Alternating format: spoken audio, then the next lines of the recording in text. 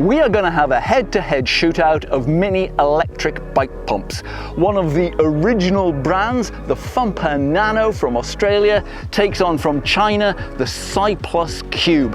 Which will be the most user-friendly, the fastest, and is either worth buying? I've already tested the whole range of Fumpa electric pumps in this video.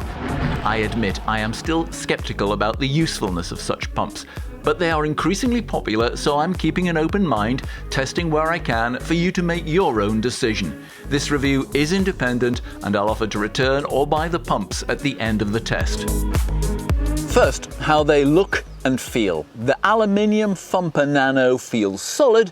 The Cube feels, well, a little odd, but that's because it's covered with a silicone sleeve, and I know that will be useful later in the test. These things get hot, and that sleeve will protect my fingers.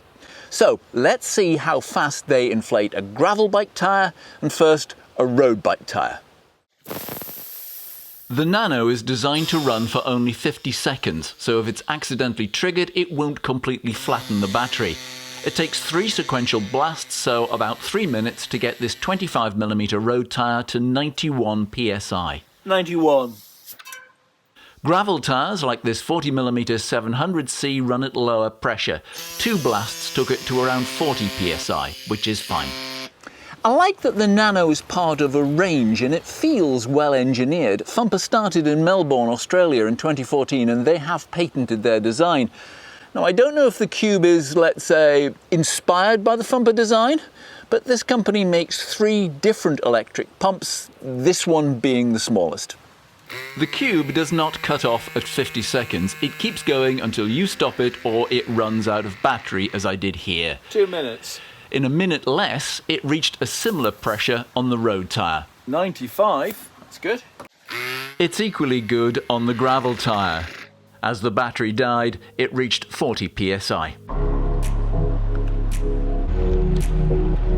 I'm still not convinced by electric pumps and I wouldn't rely on one. I'd always carry a real pump as well for backup.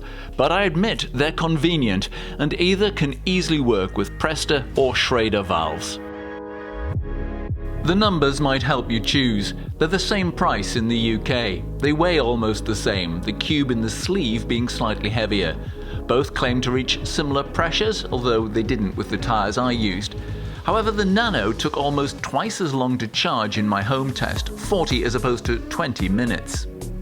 But as well as the heat protecting case, I like the lines of the Cube. I think this will be easier to pack in a road bike seat pack than the Nano that has this nozzle sticking out.